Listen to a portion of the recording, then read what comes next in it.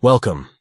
Today we'll guide you on how to allow everyone to add members in a Telegram web group on your PC. Follow these simple steps to manage your group settings effectively.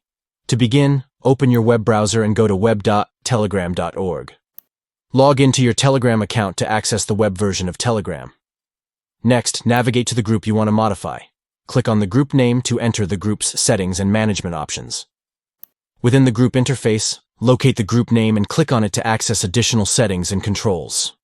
Click on the Edit button, usually represented by a pencil icon, to make changes to the group settings. Then, select Permissions from the editing options. In the Permissions settings, look for the option to Enable Add Users. Toggle the switch to enable this setting, granting all group members the ability to add new users to the group.